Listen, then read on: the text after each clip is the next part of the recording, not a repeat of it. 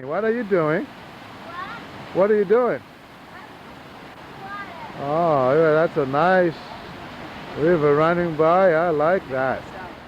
My earliest memory I have is when I was still in the crib. I was having a nightmare about my mom's jogging shoes. They were blue Saucony jogging shoes, and I remember them so well because she used to put them on right before she would leave me.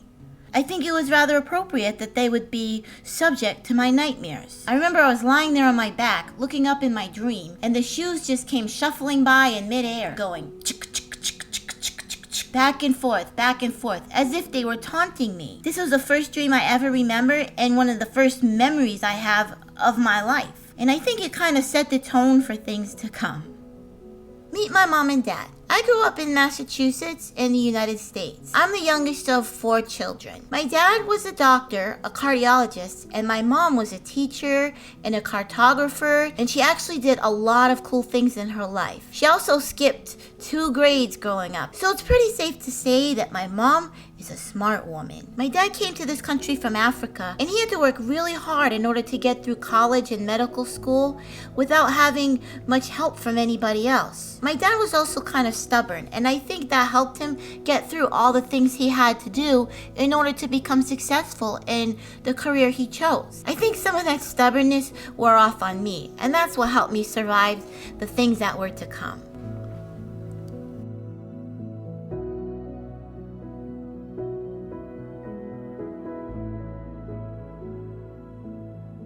One of the earliest things I remember having issues with as a kid was with my clothing. Every week, I would have to put on a dress and tights for church, and boy was it a struggle.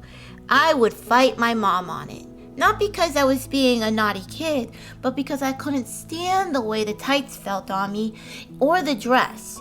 They just had itchy parts, and the tights had like this clingy, itchy, sticky, rough feeling to them, and it was just horrible. But I didn't know how to express that to my mom, so I just fought her on it.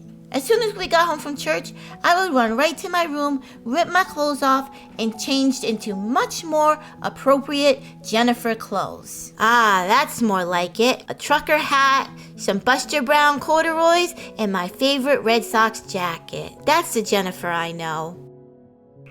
Oh, you were the cutest button. You were just adorable your whole life. What can I say?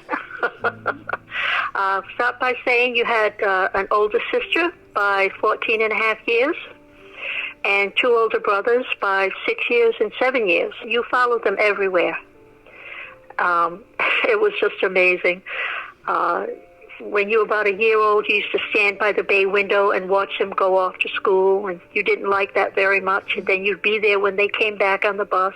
You loved your brothers so much. Your older sister was away at school, so you didn't know her that well, but you really hung out with your big brothers. You really did. You loved them, and they loved you.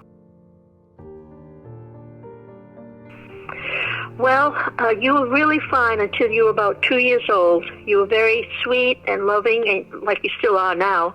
And you would go to anybody that you, as long as we knew the person, they would be able to pick you up, and you were just fine with everybody. But around the age of 2, 2.5, you started to get very shy. You wouldn't go with anybody, and you just wanted to be by my side all the time. And we had no idea what was happening. We just accepted you the way you were. Little did we know that, it would get worse and bad things would start to happen. But you hid everything from us. You never told us what you were thinking or what was happening to you at school. So, all I can say is that we tried very hard to find help for you when we knew things weren't quite right, but we had no idea what it was. Around in 2nd grade, things started to get really bad. That's the year when I started to have really bad OCD symptoms, and I was also started to have tics. I would do all these movements with my body. I would roll my eyes up, tighten my head. I would strain my arms backwards and make a choke feeling with my throat. It was just all these bizarre things I would do with my body that I could not control at all, and I couldn't rest until I did them, and then I'd feel okay for a few seconds until the feeling came back. I actually was watching an old home video and caught myself doing ticks on the video, so I'll show you here. You say, what was that, Jenny? What?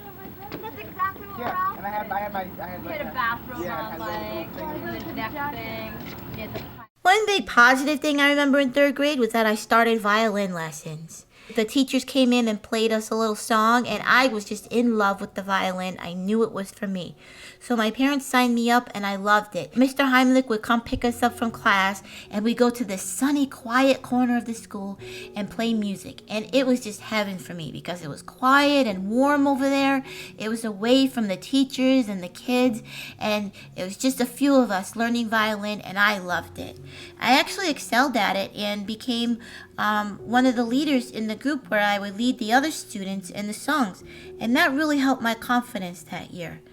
It even came down to a time where I performed in front of the whole school a violin concerto. I don't know how I did that back then because my confidence was not good, but somehow somebody convinced me and I did it, and I'm just proud that I did it.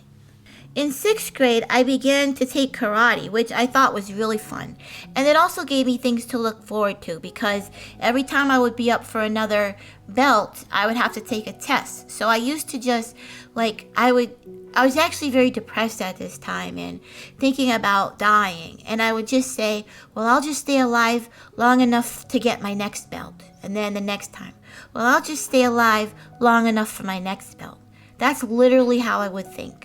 And that's literally how I kept going, was just finding those little things in life that I could look forward to and hold on to until the next one came around. I just went from thing to thing to thing, trying to survive.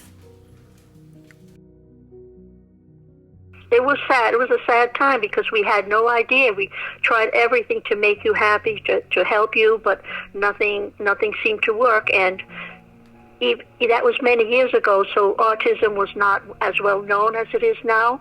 But they should have known. I'm really upset about that. They should have known, but they didn't. They didn't pick up on it. So, we all did the best we could, and thank God that, everything turned out well, although you did do a lot of suffering in the meantime. We all suffered with you and had a pretty hard time, but we got you through it. But the best thing I remember about you, honey, every morning I would wake you up to, I think I used to sing you On My Sunshine or something like that, and you would sit up in bed and smile and look at me and say, you know what, Mommy?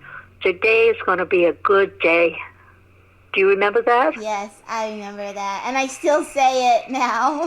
Yes, and you still say it. So I thank God for that disposition that you have.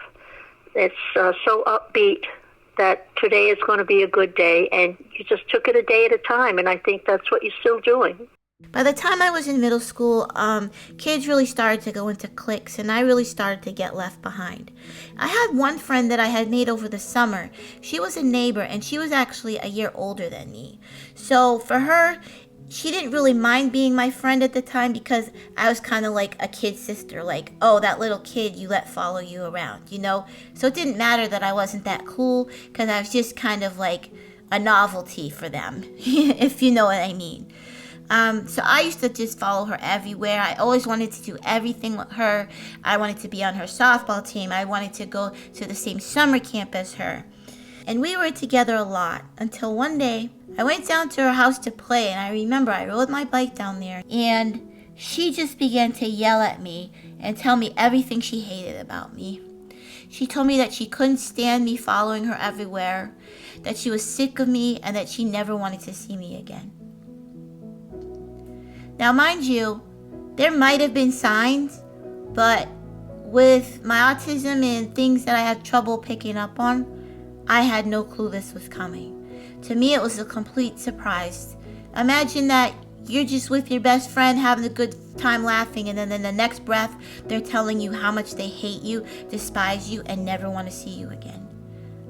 I was devastated. I mean, devastated. I rode my bike home.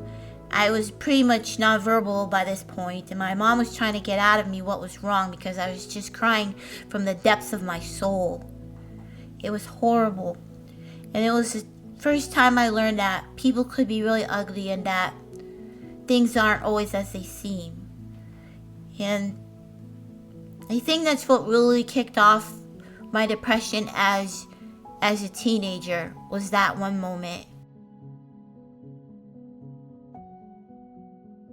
Around this time I turned 15 and things had really gone downhill to the point where my parents were very worried about me. So they admitted me to a psychiatric hospital, which then admitted me to some residential schools. Some of these schools were sort of okay, but they had a lot of arbitrary rules and point systems that I didn't do well on. And it just didn't help my OCD, and the issues I had just didn't mix with the kind of treatment program that they had.